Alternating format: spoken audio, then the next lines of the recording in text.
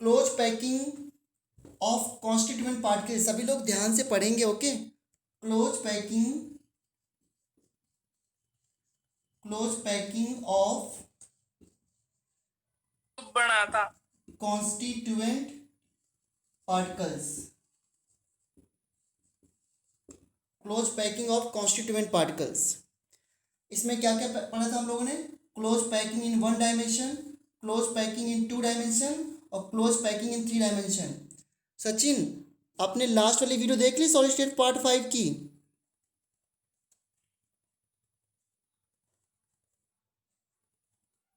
लगता आके चले गए। Close packing in 3 dimension, close packing in 3 dimension हम लोग कल की क्लास पढ़ रहे थे।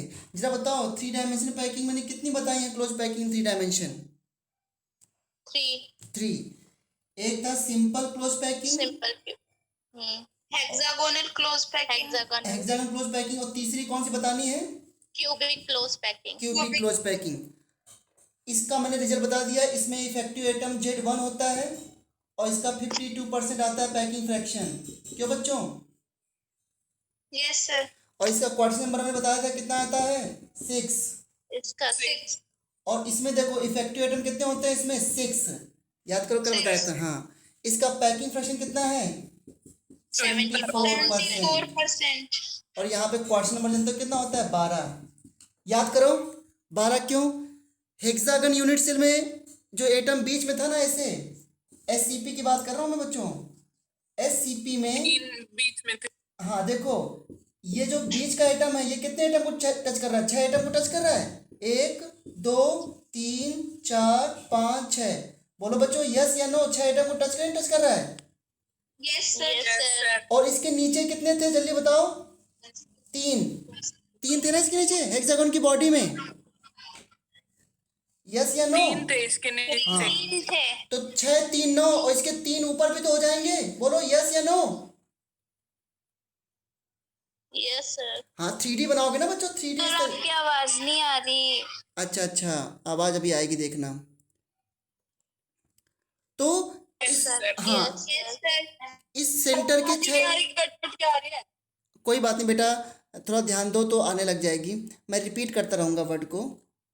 तो ये जो सेंटर एटम है ये 6 यहाँ पे टच कर रहा है, 3 नीचे और 3 ऊपर। टोटल इसका क्वार्टर नंबर कितना हो गया?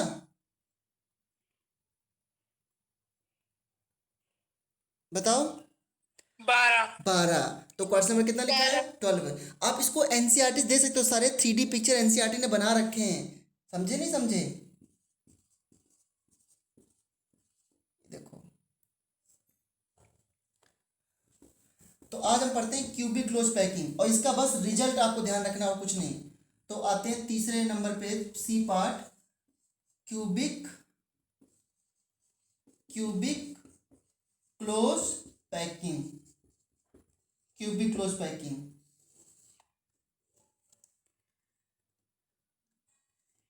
क्यूबिक क्लोज पैकिंग में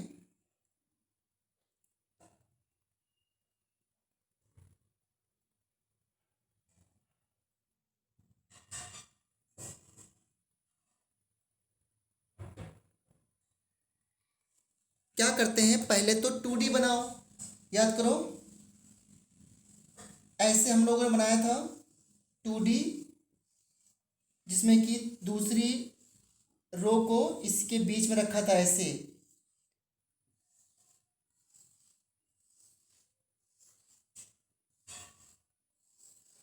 इस तरीके से, ठीक है। ये आपकी हो गई A लेयर, और दूसरी लेयर कहाँ रखते थे याद है?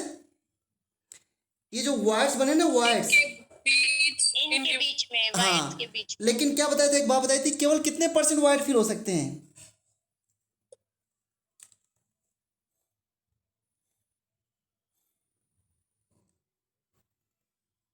बताओ। सर आपकी आवाज नहीं आ रही, कट कट के आ रही है।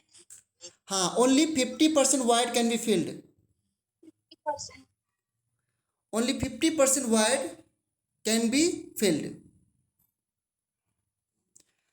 तो देखो जब 50% वायर फिल करेंगे तो वो कौन सी लेयर हो जाएगी? B layer. एक पार्टिकल, दो पार्टिकल, तीन पार्टिकल, इस तरीके से हम रखते चले गए। ये कौन सी लेयर है बताओ बच्चों? बी लेयर, इसे बोलेंगे बी लेयर। अब जरा बताना मुझे, हाँ जरा मुझे बताना, ये जो वायर दिख रहा है आपको, जहाँ मैंने मार्कर दिखाया है, ये वायर कितने बॉल से सराउंडेड है? ये वाली बॉल, ये वाला वायर, ये वायर कितने एटम से सराउंडिंग है? कौन बता सकता है इसको? 7। 6। 3 ऊपर ग्रीन और 3 नीचे ब्लैक। यस। आप देख लो, इतने पोर्शन को अलग बना लो ना, इतने पोर्शन को देखो अलग बना लिया मैंने, ऐसे ऐसे, देखो इतना बना है नीचे, और इसके ऊपर देखो कैसे बन रहा है, ऐसे ऐसे और ऐसे। अभी समझ आया? Yes sir. हाँ बच्चों, इसे बोलते हैं ऑक्टाहेड्रल वॉइड्स। ठीक है, और देखो जरा ध्यान से, एक बात और बताता हूं मैं आपको भी, थोड़े से और बॉल रखता हूं ऐसे, सॉरी थोड़ा सा कॉम्प्लिकेटेड है, मगर ऐसा नहीं कि समझ नहीं सकते इसको। अब जरा यहाँ पे ध्यान देना, जरा मैं रख रहा हूँ मार्कर, एक बार ध्यान देना। ये वाइड कितने इसमें बॉल दिखाई दे रहे हैं? टोटल 4, 3 ग्रीन ऊपर और एक ब्लैक बॉल नीचे। हाँ नीचे, वो देखो कैसे हो रहा है, देखो ये नीचे है और ऊपर इसके 3 बॉल ऐसे रखी हुई हैं, 3 एटम ऐसे रखे हुए हैं। अब बताओ जरा, ये वाइड कितने सराउंडेड है? 4 बॉल से ना, 4 या 3 से? 4। हाँ, इस वायर का नाम होता है टेट्राहेड्रल वायर्स। अब जरा ध्यान सुन लो, बस एक बार रिपीट कर देना, क्योंकि इसमें क्वेश्चन नहीं आना है, लेकिन एक बार इसको पढ़ना जरूरी था। तो देखो मैं बोलने जा रहा हूँ, जब ए लेयर के ऊपर बी लेयर रखते हैं तो ऑक्टाहेड्रल वायर्स और टेट्राहेड्रल वायर्स बनते हैं। इस बात को कौन रिपीट करेगा? जल्दी रिपीट करो। जब वॉइड्स के ऊपर ए लेयर के ऊपर बी लेयर रखते हैं तो ऑक्टाहेड्रल और टेट्राहेड्रल शेप बनती है। बनती है, वॉइड्स बनते हैं। वायर्स बनते हैं। Very good very good. अब तो एक बार और, एक लाइन और रिपीट करनी बस। अगर हम थर्ड लेयर को, ध्यान देना, अगर हम थर्ड लेयर को टेट्राहेड्रल वायर्स में रखते हैं तो एससीपी पैटर्न बनता है। देखो क्यों, देखो जब मैं, अभी बच्चों आप समझ लेना, बहुत आसान है।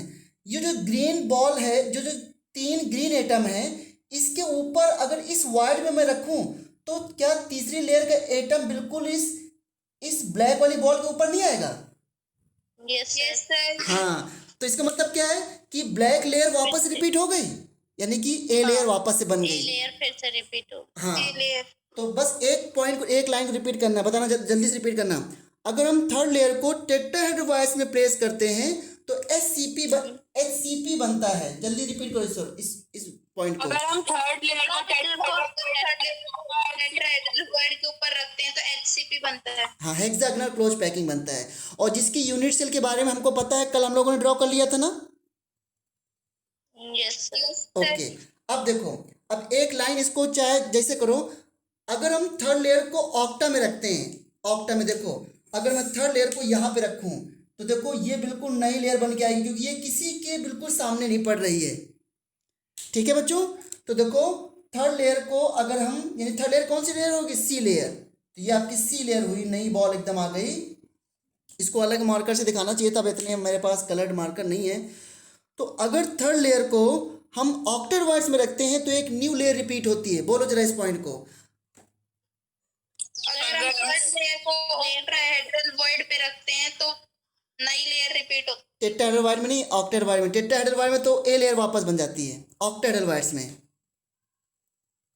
फिर से रिपीट करो कोई, मैंने क्या बोला है? अगर हम थर्ड लेयर को टेट्राहेड्रल वॉइड्स के ऊपर रखते हैं तो थर्ड लेयर बन जाती है, मतलब कि सी लेयर बन जाती है। सी लेयर बन जाती है, वेरी गुड। तो क्यूबिक क्लोज पैकिंग में क्या होता है, इसे हम लोग एबीसी पैटर्न भी कहते हैं। ABC pattern. अब देखो क्यों कहते हैं एबीसी पैटर्न, क्यों कहते हैं? देखो थर्ड लेयर को रखा हमने ऑक्टेट वायर्स में तो सी लेयर बनी। अब जब सी लेयर बनेगी, मान लो सी लेयर कुछ ऐसी बन गई, ये आपकी सी लेयर है बच्चों, है ना, बिल्कुल अलग से दिखा रहा हूं मैं, सी लेयर है, ठीक है। अब सी लेयर के भी वायर्स तो बन के आएंगे नहीं आएंगे? सी लेयर जो सबसे ऊपर लेयर होगी उसके अलग से वायर होंगे नहीं वायर होंगे? कांस्टेंट अपोज हो गया मेरा वीडियो ना।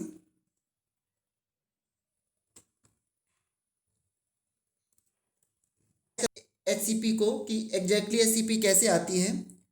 अब ध्यान देना, मैंने क्या बोला कि जब हम बी लेयर के ऊपर सी लेयर रखते हैं और फिर जो सी लेयर के वाइड बन के आते हैं उन वाइड में अगर डी लेयर को रखा जाए, जो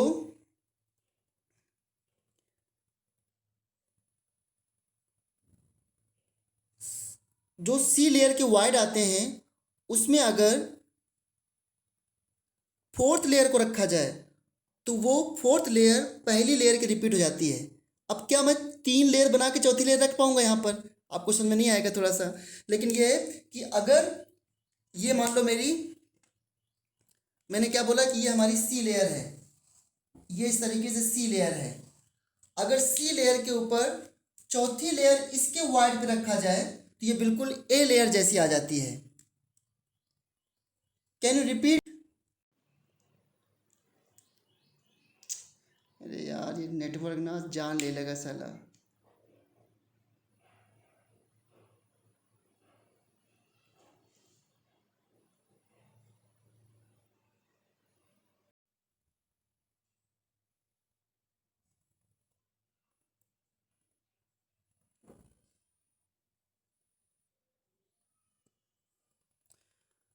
बच्चों एक पॉइंट रिपीट कर सकते हो जो मैं बोल रहा हूँ?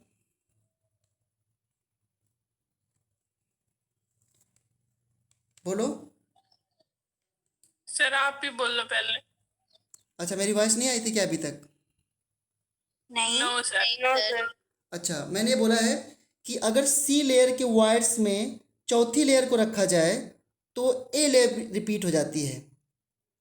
और ये मैंने बताया कि देखो ये ब्लू वाले को मैंने सी लेयर मान लिया और जब इसके वाइड में मैं चौथी लेयर रखता हूँ तो बिल्कुल ए लेयर जैसी आ जाती है।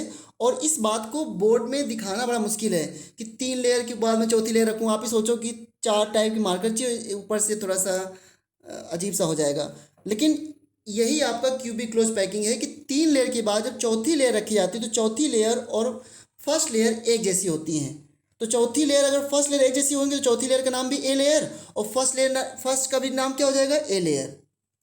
तो इस पॉइंट को रिपीट कर दो बस एक बार कि अगर सी लेयर के वॉइड्स में एक नई लेयर रखेंगे तो रिपीट हो जाएगी वो ए लेयर। एक ही साथ। इसलिए इसको क्या बोलते हैं? एक देखो 3 लेयर फिर वापस से ए लेयर, 3 लेयर फिर वापस से लेयर, इसलिए cubic cross packing is also called ABC.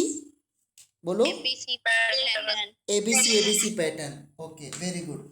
चलो, तो अब मुझे बताओ क्या आप लोग एससीपी और सीसीपी में फर्क समझे? एससीपी में क्या होता है?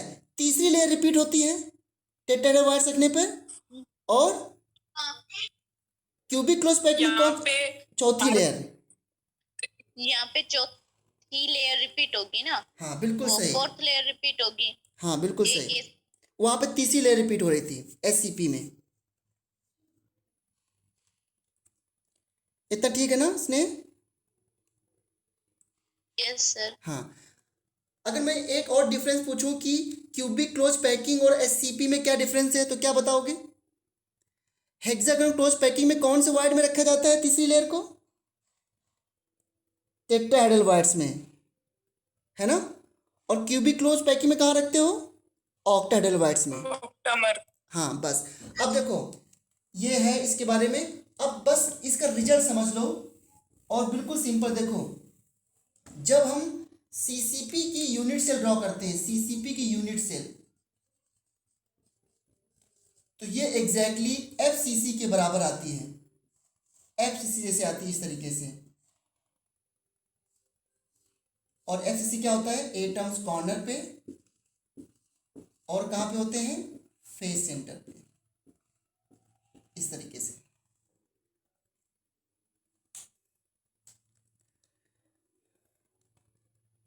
फेस सेंटर पे। हाँ जी।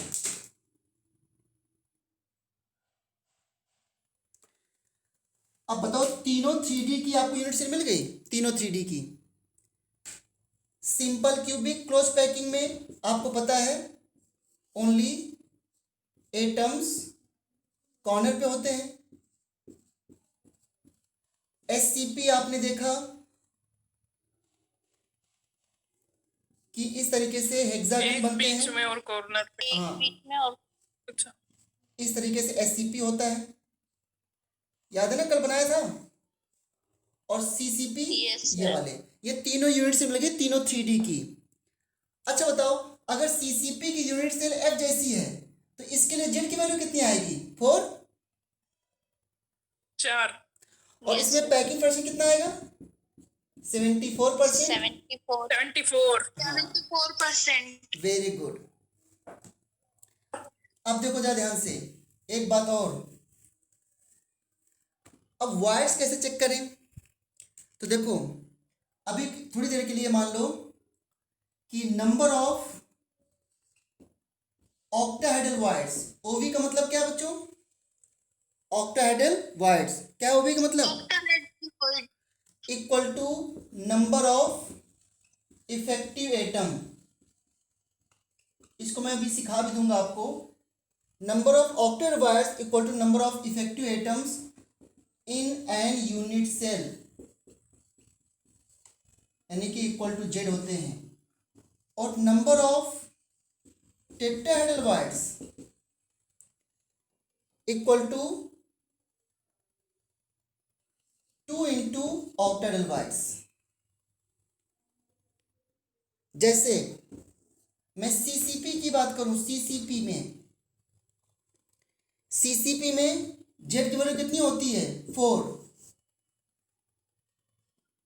सर आपकी आवाज आ गई ना मेरी आवाज? सीसीपी में जेड की वैल्यू 4 होती है, बताओ पहले। 4। तो इसमें ऑक्टेट वायर्स कितने होंगे? 4। 4।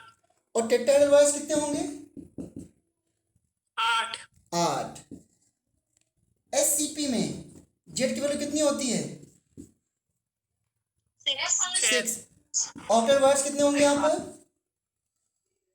6। और टेट्राहेड्रल वायर्स कितने होंगे? 12। 12। अब देखना जरा ध्यान से, एक क्वेश्चन लेता हूं मैं, और इसको मैं भी सिखाऊंगा भी कैसे कि इफेक्टिव एटम बराबर होती है, ये भी सिखाऊंगा। पहले एक क्वेश्चन देखो,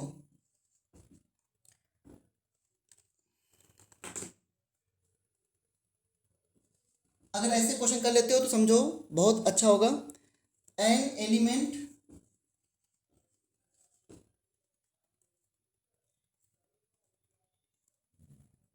ए फॉर्म सीसीपी लैटिस, लैटिस मतलब solid. Element B occupy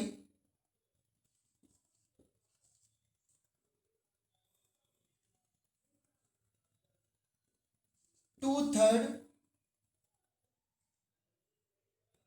of tetrahedral voids, या 2/3 की जगह 1/4 of tetrahedral voids. Find formula of lattice, find formula of lattice. इस क्वेश्चन को रिपीट करना जरा सीमा, मैंने क्या बोला है, क्या लिखा है question? An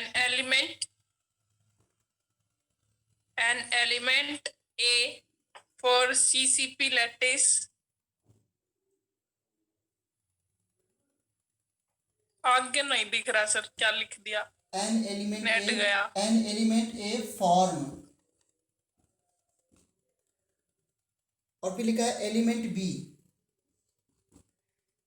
B occupy 1/4 of tetrahedral voids. void, find formula for lattice। Formula for lattice. Komal बेटा बताओ कैसे करें इसको?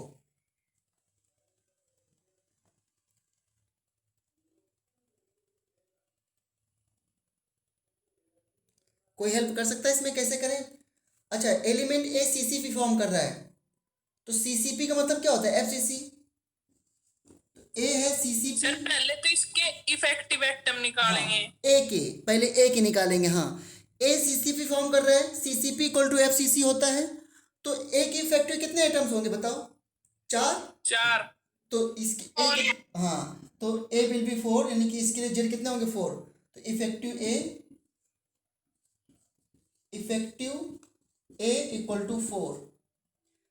अब बी के लिए क्या करें? अच्छा एक चीज बताओ, अगर A F C C form कर रहा है तो ए कहाँ पे होगा? कॉर्नर पे और फेस सेंटर पे। Very good. तो देखो ध्यान से, अगर मेरा ए सी सी पी फॉर्म कर रहा है तो ए जो होगा वो कॉर्नर पे होगा, इस तरीके से यहाँ पर ए होगा। मैं इसको दिखा देता हूँ ऐसे, यहाँ पर ए है, ये ए होगा, इस तरीके से सभी कॉर्नर पे ए होगा और सभी फेस सेंटर पे बी होगा। ठीक है, सॉरी सर अब ए 1/4 इंटू एक्स करके एक सेकेंड आठ सभी के सभी पहले बताओ मुझे, इतनी बात क्लियर है सभी को?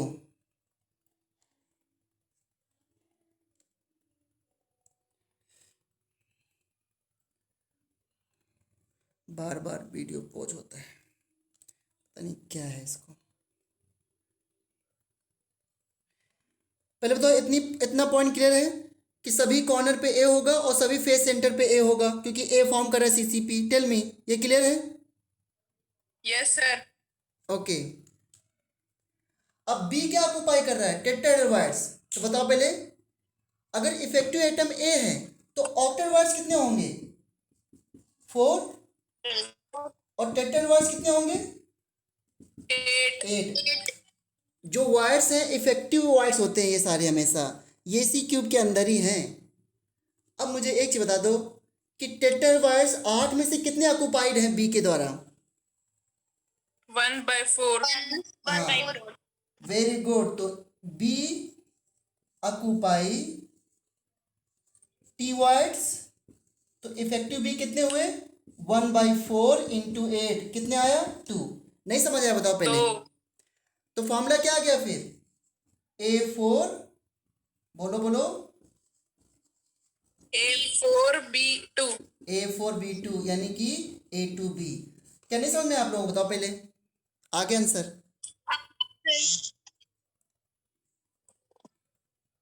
बताओ बच्चों, समझ में आया कि नहीं आया?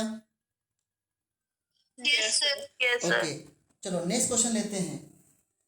अगर मैं आपसे कहूं बी ऑक्युपाई, ये क्वेश्चन 2 हो गया ना, बी ऑक्युपाई ऑक्टाहेड्रल वायर्स, ठीक है, then find the formula of the lattice या फॉर्मूला ऑफ द सॉलिड। कैसे करोगे? AB। बिल्कुल सही जवाब, बिल्कुल सही। तो ए एटम कहाँ पे है? एफसीसी। ए फॉर्म कर रहा है, ए फॉर्म एफसीसी या सीसीपी, दैट मींस A4 हो जाएंगे इफेक्टिव। बी बी क्या कर रहा है? B occupy octahedral voids, octahedral voids, तो बी कितने हो गए इफेक्टिव? 4। क्यों? जितने इफेक्टिव एटम्स होते हैं उतने क्या होते हैं हमेशा? Octal wires. तो फॉर्मूला क्या आ गया? A4B4। ये आ गया फॉर्मूला ऑफ यूनिट सेल। इसको सिंप्लीफाई करेंगे तो क्या आ जाएगा? AB।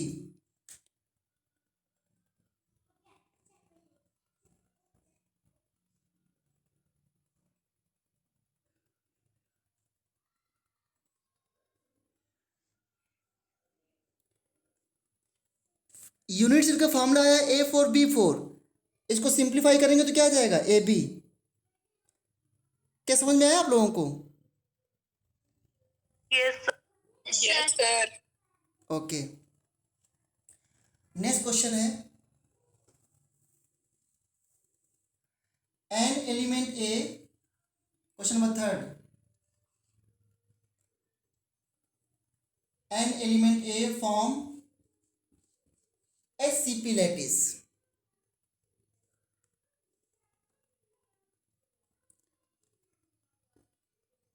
element A form SCP, element B occupy 2/3 of tetrahedral wires, ठीक है, and element C occupy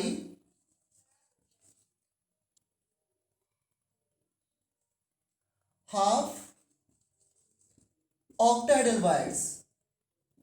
Find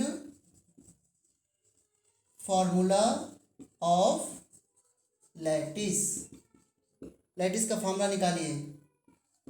क्या करेंगे?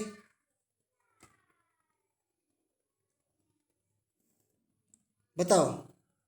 बहुत अच्छा क्वेश्चन है.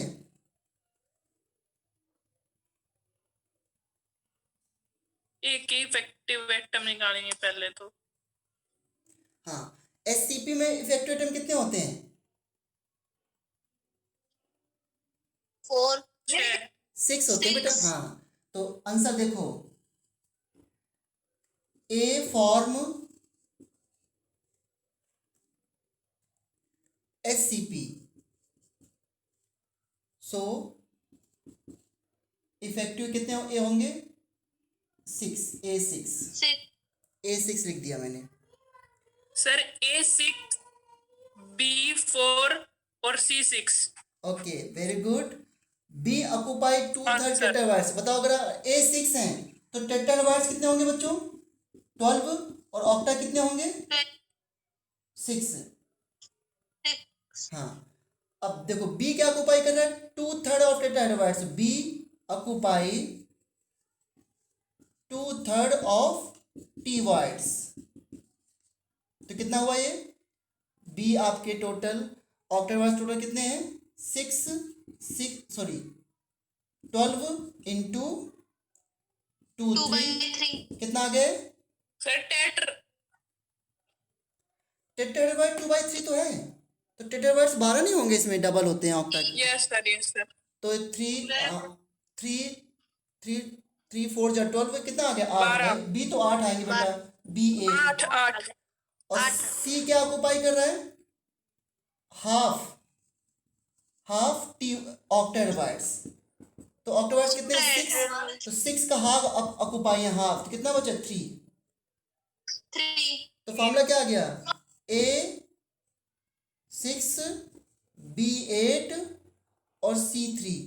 क्या इसे सिंप्लीफाई कर सकते हैं इसको? नहीं ना? बताओ पहले, समझ में आया कि नहीं आया? Yes sir. सच में ना?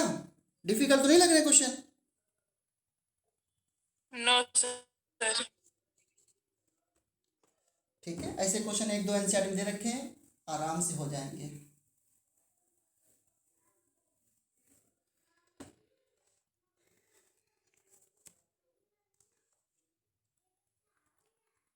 अब एक चीज बताओ मुझे. Location of octahedrites in CCP. Location of octahedrites in CCP. अब अगर क्लास होती तो इस बात को मैं बहुत अच्छे से बताता. देखो, ये आपका CCP है, क्योंकि CCP इक्वल टू क्या होता है? FCC.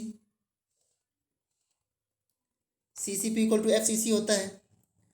और इसमें एटम कहाँ पे होते हैं? कॉर्नर पे और फेस सेंटर पे. ये कॉर्नर पे एटम हो गए.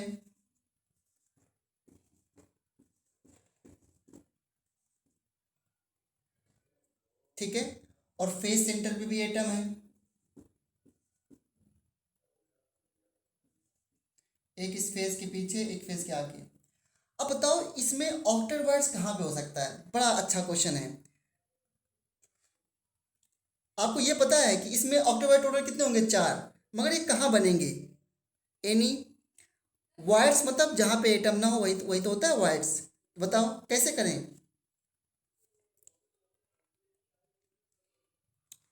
एनी आइडिया सर बच्चों? पहले इनमें सर्कल बनाओ और उनके बीच में रखे जाएंगे. अच्छा,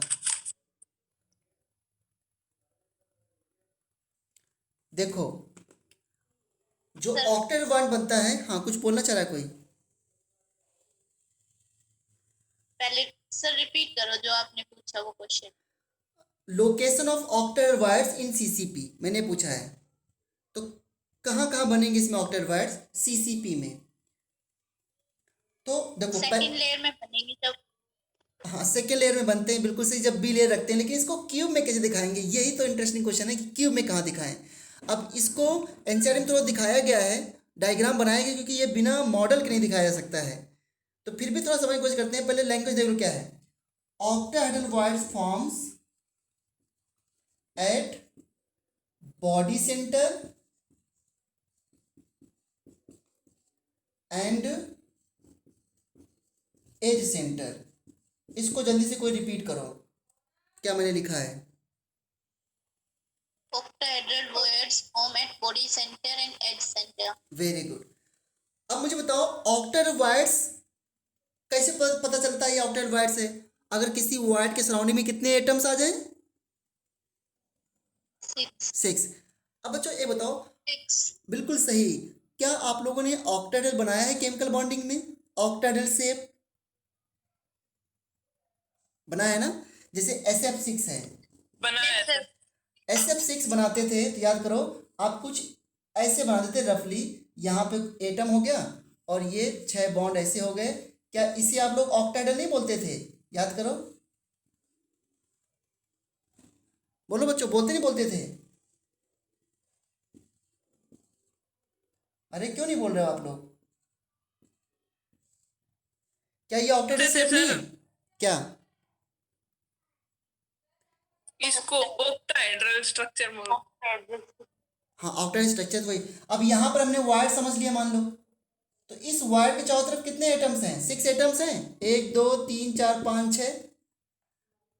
अब इसको ज्वाइन कर दो, ऐसे करके ऐसे कर दो, ऐसे करके ऐसे कर दो, ऐसे कर दो, ऐसे कर दो, ये ऐसे कर दो, ये क्या बन गया आपका ऑक्टाहेड्रल। यस या no? Yes sir. Okay. Yes sir. अब अगर ऐसी ज्योमेट्री यहाँ बन जाए, आप समझ सकते हो कितना कॉम्प्लिकेटेड है, तो ऑक्टाहेड्रल वायर आ जाएगा। अब जरा समझना, जिस क्यूब में आप बैठे हो बच्चों, थोड़ा इमेजिन करना, उसमें सेंटर पे कुछ मान लो, इसे आप क्यूब में बैठे, मान लो आपका रूम ये है, यहाँ पर वायर मान लो, ठीक है।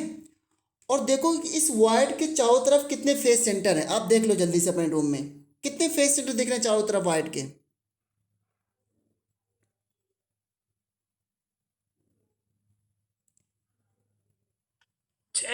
6 ना? हाँ।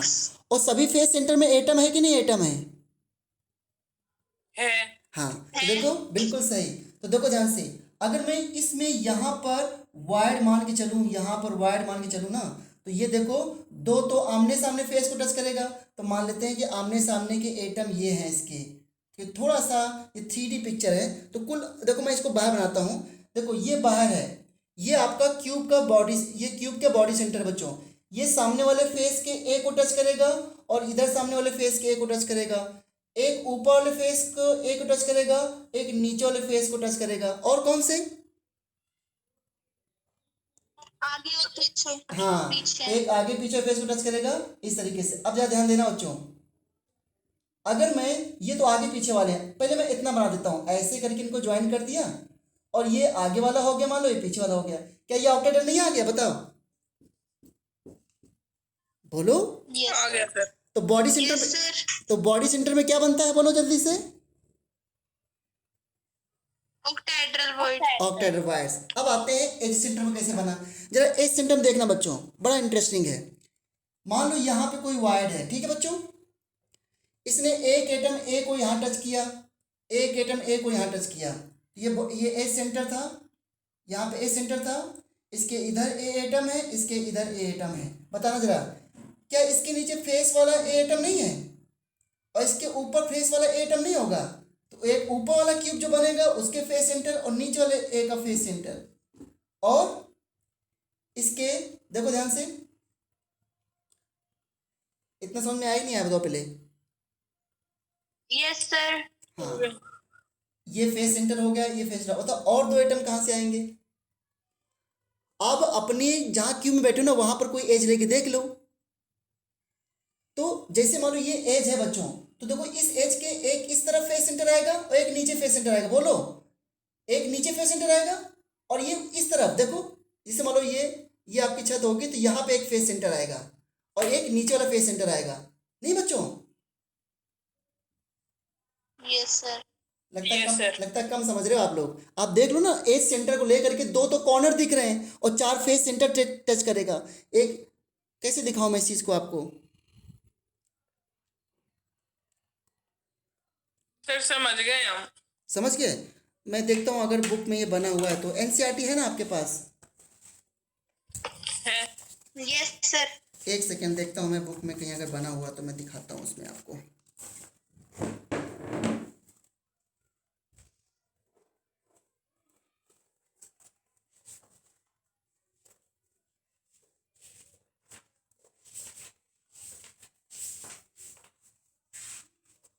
सर पेज नंबर 19 पे है। ओके,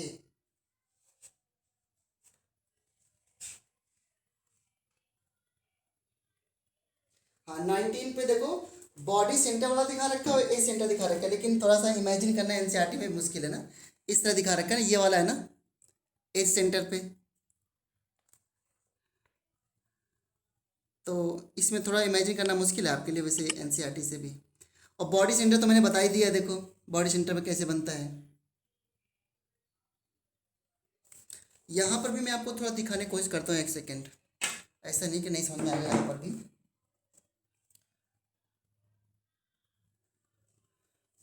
आप बस थोड़ा सा इमेजिन कर लो, ये दो एटम ये हो गए, एक इस फेस सेंटर का जो दिखाई दे रहा है और एक इसके ऊपर की होगा उसके फेस सेंटर का।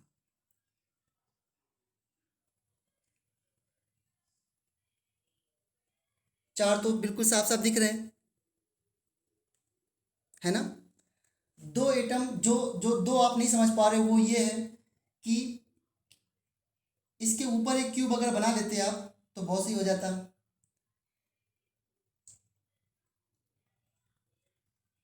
मतलब एक इस तरह के सामने और एक इस तरह से, एक इधर भी एटम आएगा, A atom A atom A atom, और फिर इसको मिला दोगे ऐसे तो ये स्क्वायर बन गया और यहाँ पर ये ऑक्टाहेड्रल वायर्स बन जाएगा इस तरीके से। चलो मैं इसमें, मेरे पास मॉडल है, जब कल क्लास होगी ना तो मैं इसको मॉडल से दिखा दूंगा। बट एक एज सेंटर पे बनता है और एक बॉडी सेंटर पे बनता है। अब मुझे बताओ जरा, टोटल एज सेंटर कितने हैं?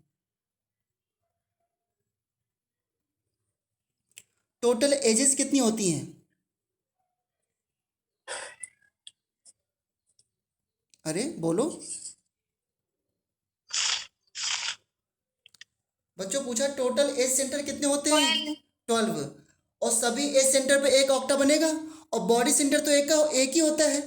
तो बॉडी सेंटर देखो, इफेक्टिव ऑक्टा वाइज कितने आ गए बताओ जरा। बॉडी सेंटर का एक हुआ और एज सेंटर कितने? 12। अब बताओ एक एज कितने क्यूब के लिए कॉमन होती है? 4 क्यूब के लिए। एक एज के रिस्पेक्ट में 4 क्यूब बना सकते हैं। तो 12 ऑक्टाहेड्रल, जो 12 ऑक्टाहेड्रल बने हैं उसका एक क्यूब में क्या कंट्रीब्यूशन होगा? 1/4। तो कितने आ गए इफेक्टिवली? 4। तो क्या number of octahedral wires effective atom के बराबर नहीं होते हैं?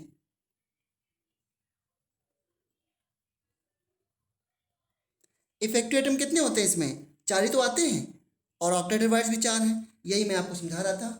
और टेट्राहेड्रल वायर की लोकेशन को इतना ध्यान रखने की जरूरत नहीं है, आल्दो वो भी इंपॉर्टेंट तो है, लेकिन मैं इसको कल मॉडल से ही दिखाऊंगा।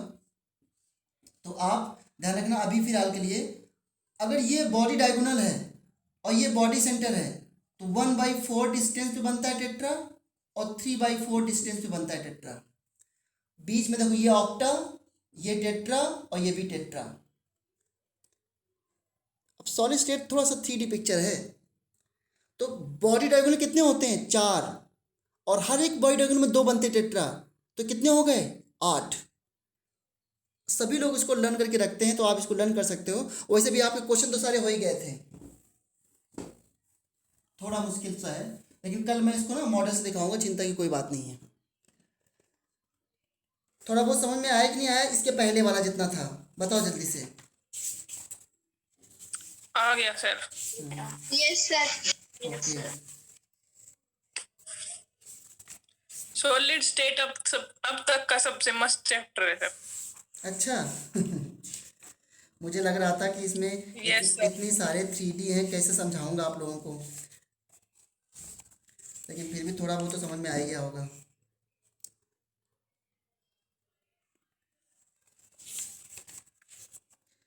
अभी थोड़ा सा डिफेक्ट और बताने हैं, इसमें लगेंगे 15 से 20 मिनट। क्या करूं, बता दूं आज ही के बच्चों? परसों बता देना सर। कल थोड़ी देर के लिए क्लास नहीं ले सकते हो, 20-25 मिनट के लिए? ले लेना। या फिर वीडियो बना के भेज दूं इसका?